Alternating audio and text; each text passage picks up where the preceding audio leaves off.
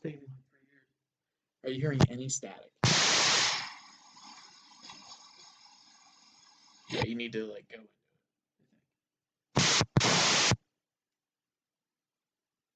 Do you see static?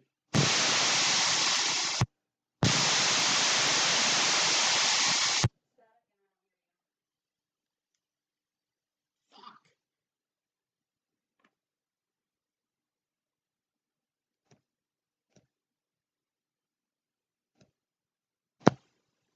How about now? Anything?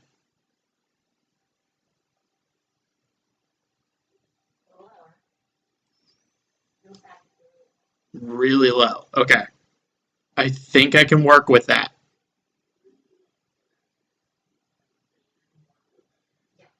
All right. So let's try Facebook.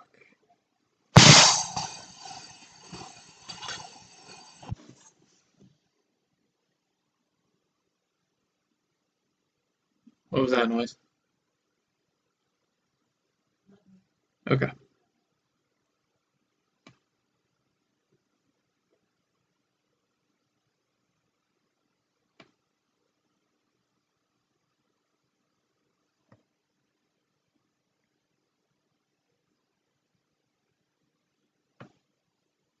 Okay.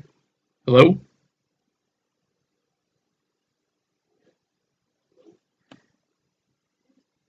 Can you get on your phone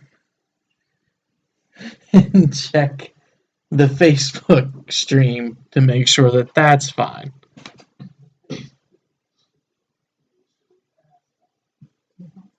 Yeah. I just don't want to feel like I'm yelling into one and not yelling into the other. How's the volume in that? There's going to be an infinite feedback loop.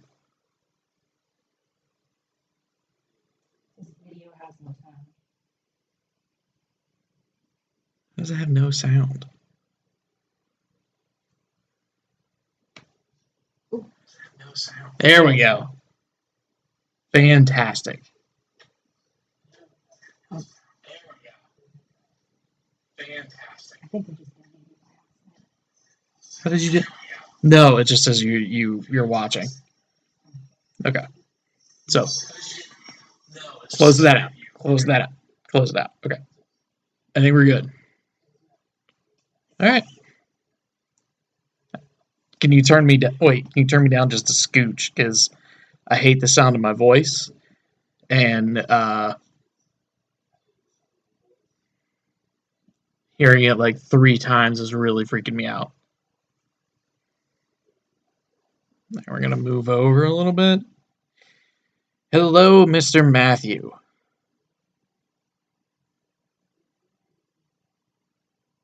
Hey, Dolby. All right, we're just giving it like a few seconds to make sure like everything's ready. Because I'm streaming through OBS now on my laptop, but through my phone for Facebook. So we'll see. You're going to see Jess popping in and out, so I want to say hi by all means. So happy Halloween. It is, you know, one of the greatest days of the world in the world. I came across a big old pumpkin patch earlier today that had like, if you ever seen the Bob's Burgers episode where Mr. Fish Odor steals all of Bob's pumpkins and then like they go to it at the end and you see all his pumpkins like lit up and it looks nice and everything like that. I found that house. It even had a big old pirate ship filled with pumpkins, all carved. So it was like pretty sick. It's also a full moon. It's a blue moon, and it's daylight savings time. So um, this is the first daylight savings time in I think like 6 years that I have not done an extra life marathon because that's next week. So what we're going to do tonight in honor of Halloween is we're going to read a little story. and it is called The Call of Cthulhu. And it's going to be read like storybook style, or I'm going to read and then I'll show you the pictures because it's made in like a Dr. Seussian, which is actually pretty funny. Um, so yeah, uh, there is somebody here that is coming on. He's been living, well, not living with us, but he's been staying with us for like at least a week. And for some reason, like all of my clothes in the closet are wet, so I think he's just peeing in there. Um, I don't know. He's kept Jess up most nights by making weird noises, so I'm gonna go find him. Hopefully he's not, doing something weirder than normal, I guess. So yeah, uh, he'll be back, I guess. I don't know. Deadpool, Deadpool, Deadpool, where are you? Deadpool, Deadpool.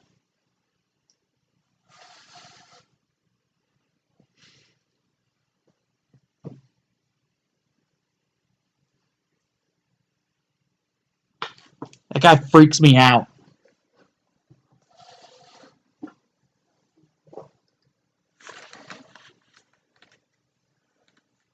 Hello?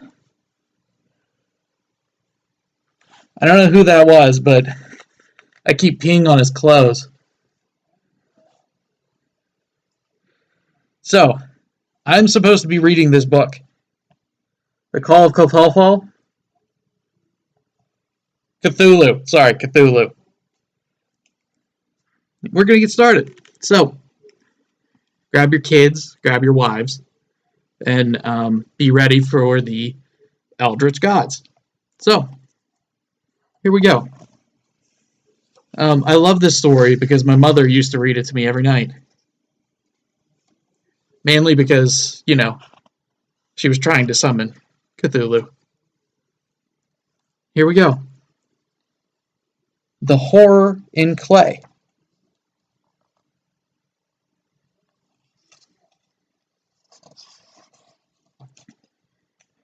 The most merciful thing in the world, I believe, is humanity's failure to fully conceive of cosmical horrors we've yet to reveal, and which up until now I have tried to conceal.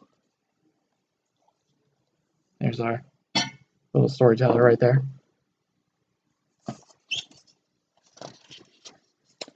Back in late 26, when my great uncle died, I discovered the research he wanted to hide. Over time, he'd uncovered much more than he should. He'd kept it all secret, if only he could.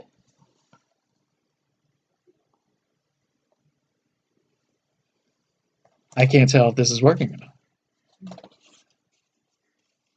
But Professor George Angel has met with his fate, and exactly what killed him has cause for some debate.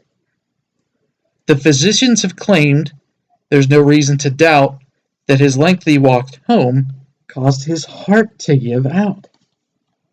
Could you imagine walking home and then just, die? Uncle George did that. The more sinister truth, I've heard people say that he was shoved by a sailor who stood in his way. My poor Uncle George, he was really too old to survive such a bump on a hill in the cold. I get that. Ooh. This is going to be a long half hour, so strap in. Shortly after his death, on that hill in the sea, the professor's belongings were given to me. I was sorting through all of his research one day when I found a monstrosity made out of clay. The kids see it. Okay, thank you. It was carved by a sculptor named Wilcox one night when More sensitive folk endured horrible sights. So this guy started tripping balls. That's right.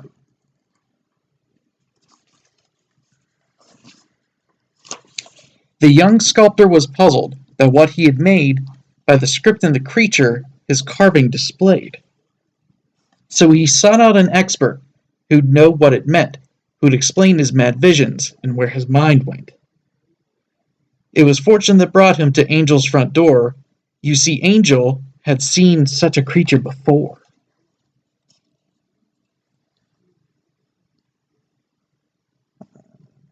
See a little clay guy right there, class? You see it?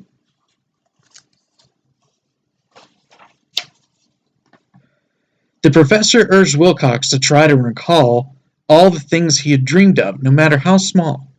When the sculptor was then coughed up the sounds that he'd heard, it confirmed something quite supernatural occurred. And you see the Cthulhu.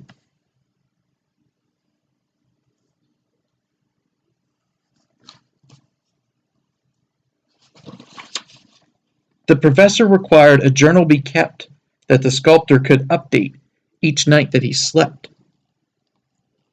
And the dreamer recorded the things that he'd seen for the whole month of March with his nightly routine. But on April the 2nd, his diary stopped when his unconsciousness, Wilcox, had dropped.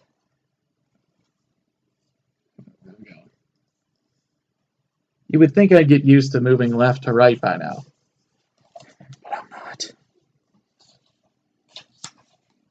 I believe it was probably some kind of hoax that my uncle fell victim to Wilcox's jokes. For a time I was willing to let it all pass, until later I read of Inspector Lagrasse.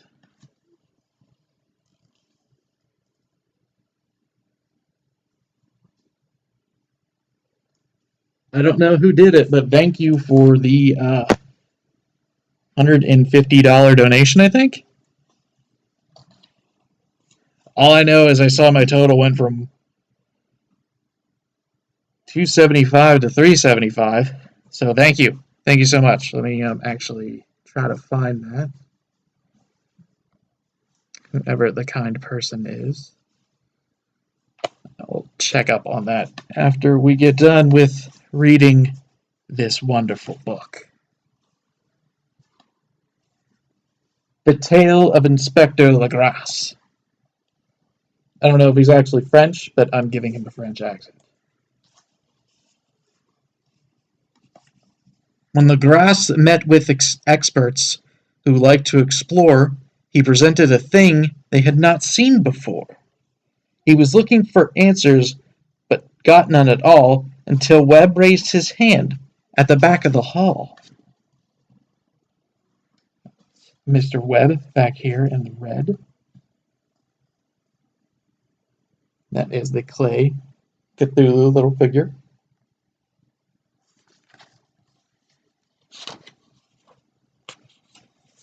He had seen something like it a long time ago.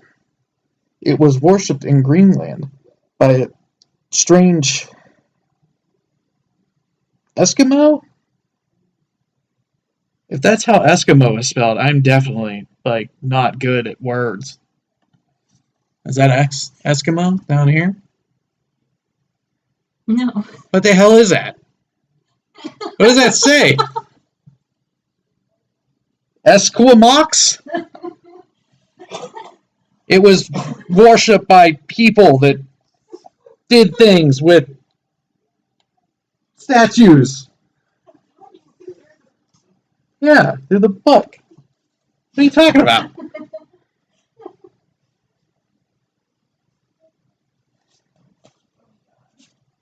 That dude's wife is nuts.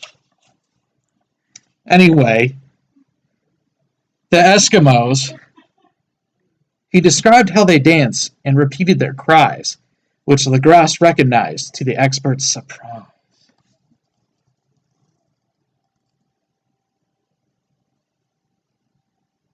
Dancing around the fire and a tall statue of Cthulhu. Oh my god, that is such an adorable figure. We need to find one. You see it? It's like a little Cthulhu tiki. He went on to reveal where his knowledge was gained. He encountered a cult, the inspector explained. They had told him the meaning of the words that they'd been screaming. In his house of Arahal, dead Cthulhu waits dreaming. In New Orleans swamps, less than 1 year before, he had broken that cult and the name.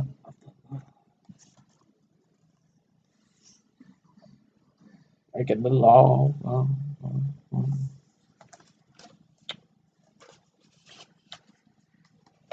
When some people who lived near that swamp disappeared, the police had been called in, and the worst had been feared. Looks like the Grinch stole some more Who's.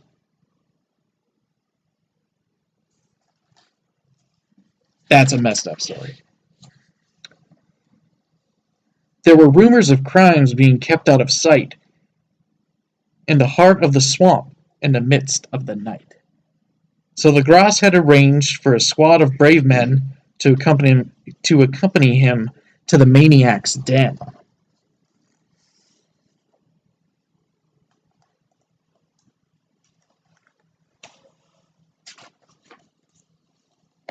The policemen took care to avoid certain trails, as the locals had told them some terrible tales. They were warned of a lake and its polyous things, to which cultists at midnight would crazily sing.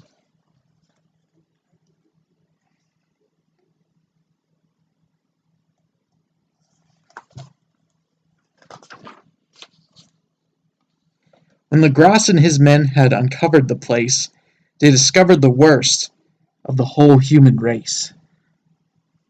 They clearly never met me. The policemen had paused to recover their breaths. All the kidnapping victims had been put to their deaths.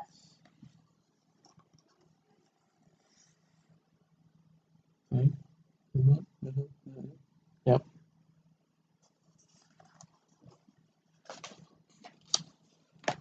With the cultists locked up, by the end of the day, the police had to know why they acted that way.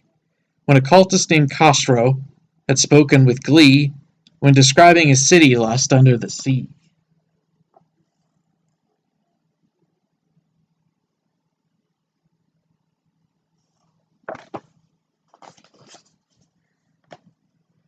He believed that great old ones who lie underground will remain there until the lost city is found.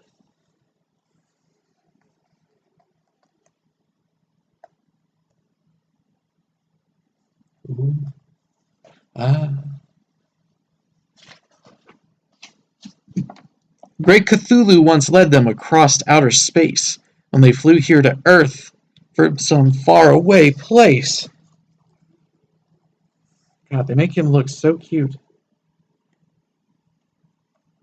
So cute.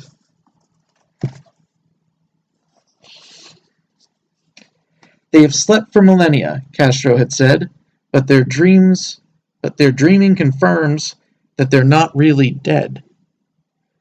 When that city named Hol comes up from the deep, then Cthulhu will stir and give up his great sleep. Yes, I don't actually know how to say the name of that town, so it's going to change every single time. Rahal. That one, the one that looks like Rahal. Was that seriously not Eskimo?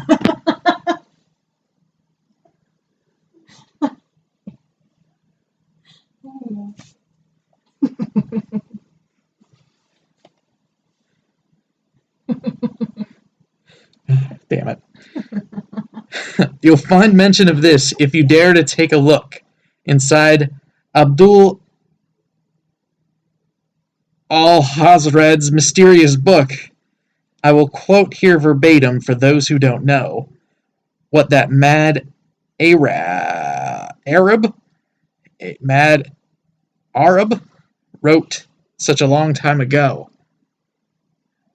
There is nothing that's dead which can eternal lie, because give it strange aeons and deaths may yet die. Just to let you know, I just learned to read about 2 weeks ago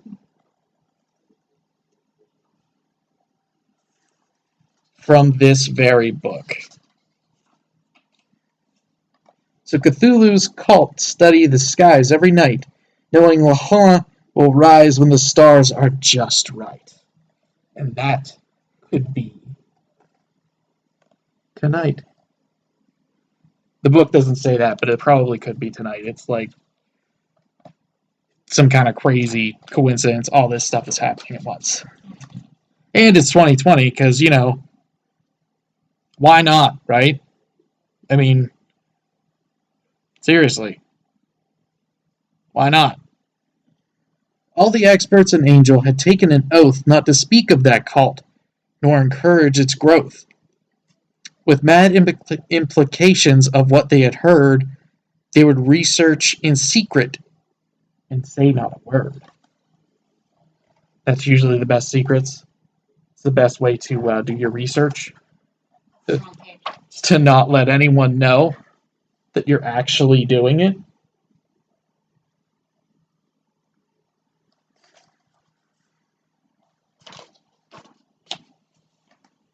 It was hard to believe all the things that I'd read.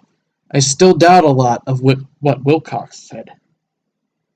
I thought of perhaps the young sculptor had heard of the dark southern swamp and the crimes that occurred. Drifting further away from Facebook, which is not a bad thing. For my own peace of mind, I just had to be sure that it wasn't a prank, that it was something more.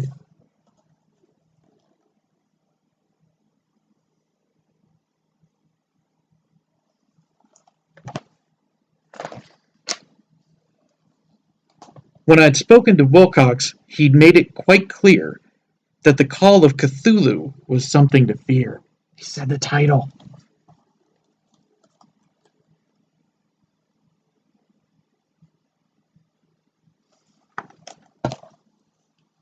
We're about halfway there.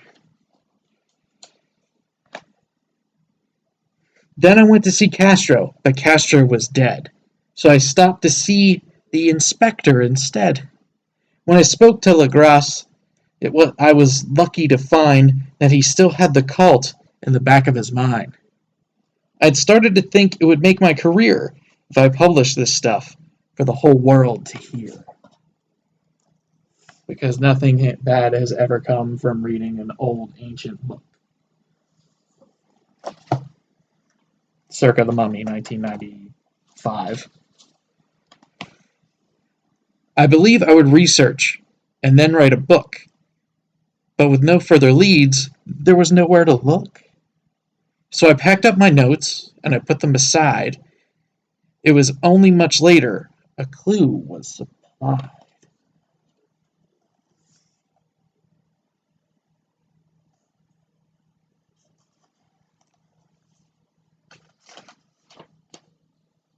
Chapter 3: The Madness from the Sea.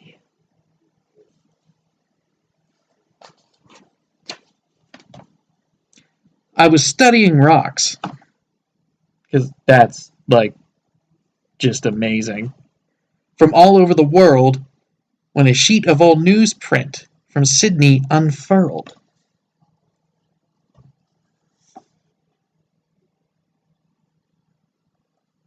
Unfurled. I know what that means. On that faded old page, a forgotten report told the tale of a schooner whose trip was cut short. Of the 11 crew members, 10 failed to return, and the loss of the Emma had caused some concern.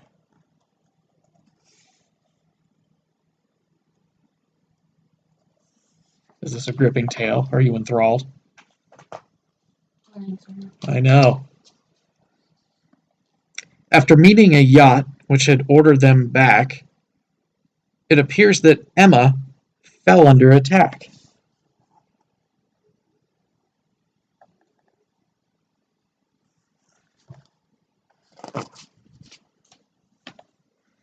When the Emma was sunk, there was nothing to do but to seize the Alert and abandon her crew.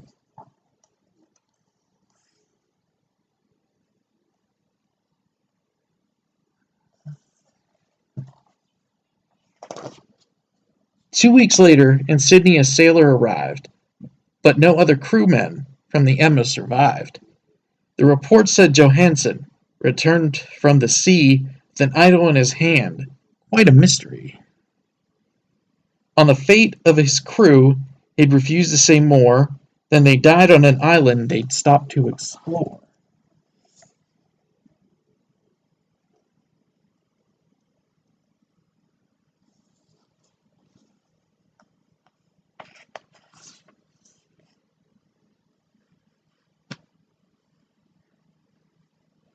The events had occurred in the very same week that young Wilcox's nightmare had begun had been at their peak.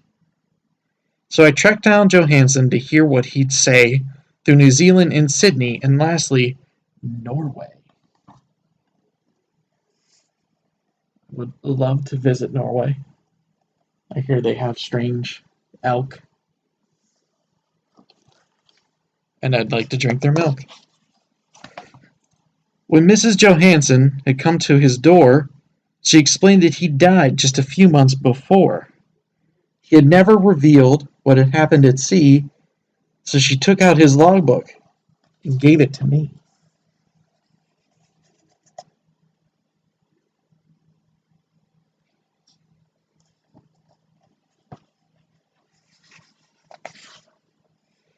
He had written in English to help spare his wife from the terrible knowledge that ruined his life.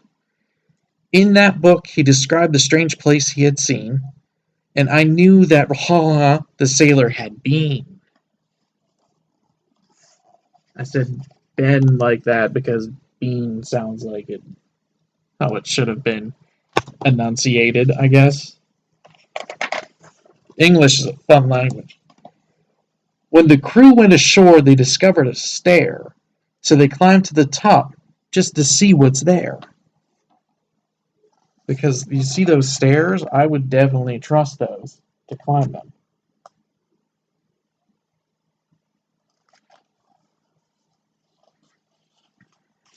Then Johansen described how a door opened wide and they'd heard something stir in the darkness inside. He recalled that they froze and nobody had spoke, so intense was their fear when...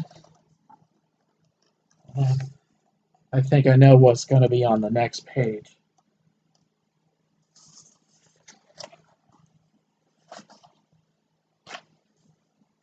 Cthulhu had woke.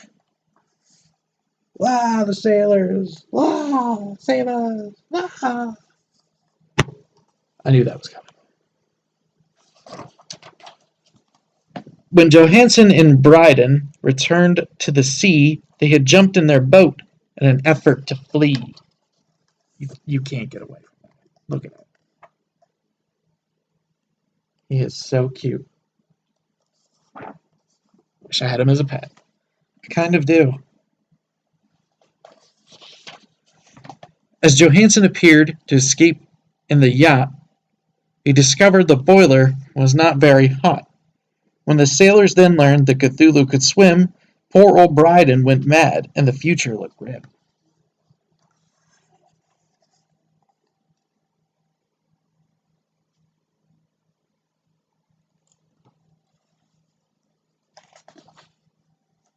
The Alert started moving, but not very fast, and the creature drew closer each moment that passed.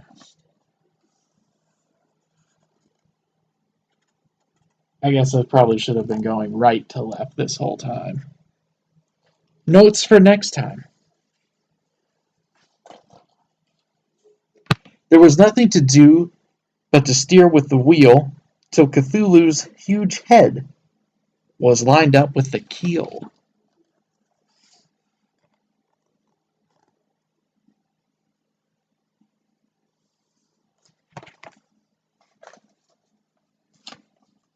When the yacht pierced Cthulhu between his great eyes, the Alert had survived, to Johansen's surprise. Oh, he looks so sad.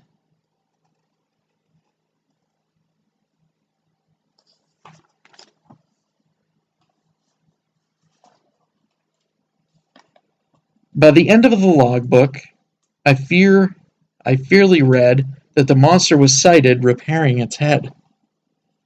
By the time they were rescued, poor Bryden had died, and Johansson was sitting with his eyes open wide.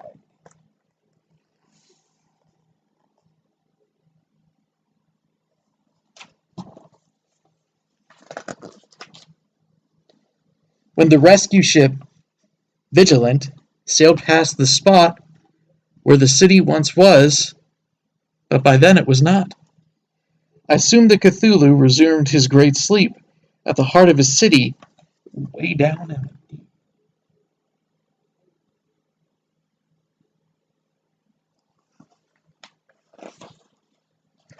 I discovered the sender of Wilcox's dreams, and I'm certain there's more to the cult than it seems. But the knowledge is more than just one man can take, and in knowing I fear that my mind will soon break. Now I've told you these things so that you'll understand, while I'm sealing them up, just as Angel has planned.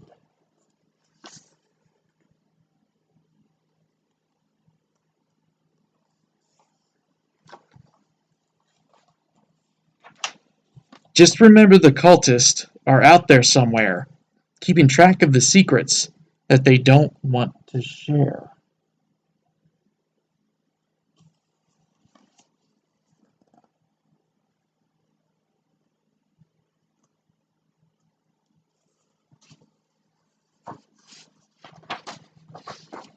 And that, boys and girls, was Call of Cthulhu,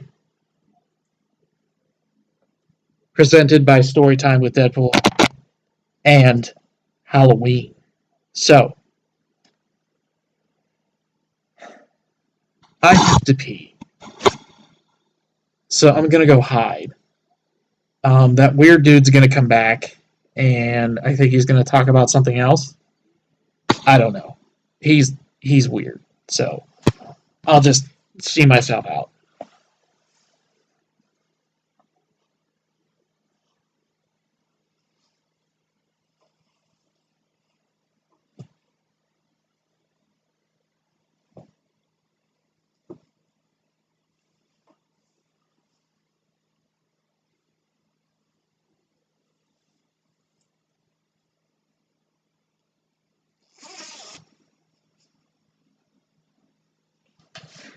All right. So I hope you enjoyed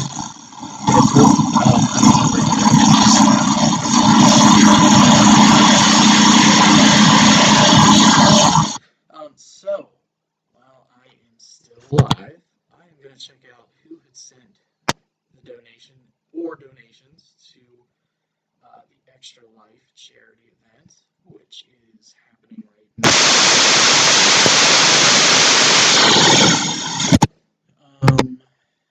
Let's see.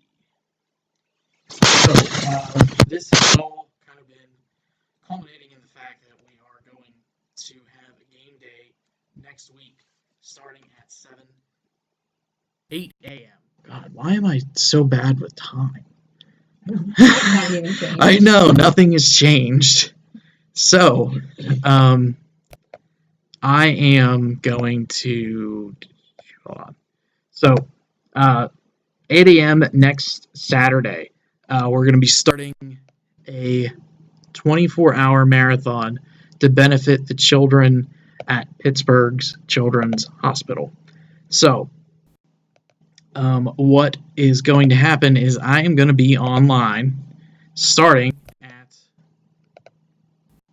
8 a.m. Saturday, going to be playing all the way through to Sunday at 8 a.m. It just says Facebook donor. So, we're going to be playing a game called Man Eater, which is a game where you play as a shark and you just like eat people and level up and stuff, and it seems really fun.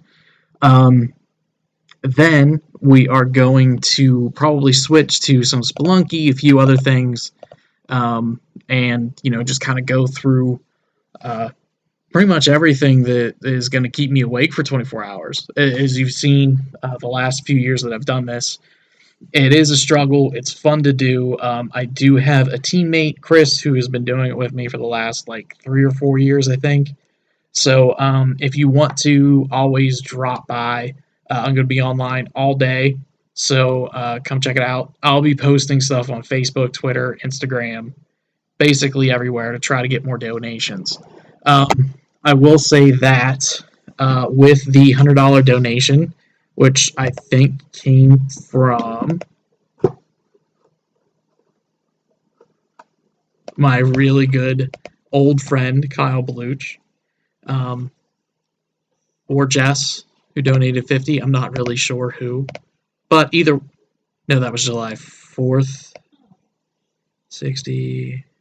Yeah, Kyle, if you're still watching, or if you come back to it, thank you so much. I really do appreciate it. Um, I know that you know that it is all for the kids. Um, so yeah, I really do thank you for all the support. I know I haven't seen you in such a long time, and I feel really bad about it. But I hope you, your family, everybody is doing very well. Um, and I do see pictures of the kids, and my God, they're freaking huge. Um, so yeah, that's gonna do it for me tonight. Kyle, thank you for the donation. I really do appreciate it. That means that on Monday I have to eat a carrot. Um, yeah, thanks, buddy. I hate carrots. I've tried them like 3 or 4 different times. I've tried them raw. I've tried them baby. I've tried them broiled. I've tried them with brown sugar. I tried them every different way, and they still are just awful devil sticks to me. So Monday we'll be having a carrot starting at 7 o'clock. We'll be playing something, don't know what. Um, and yeah, just stay safe. Go vote or vote any way you can, and I'll see you next week or on Monday if you choose to stop by. Also, that being said, with the donation from Kyle, we are currently at 375 for this year, and the next goal is another Deadpool story time at $25 away. Um, Hopefully, we'll be able to get him back here. Sometimes he's a little aloof. So yeah, we will try to get to that goal and try to get to 1,000 raised this year. And we're on a really good pace. So thanks for being here. Thanks for hanging out, and I will see you next time.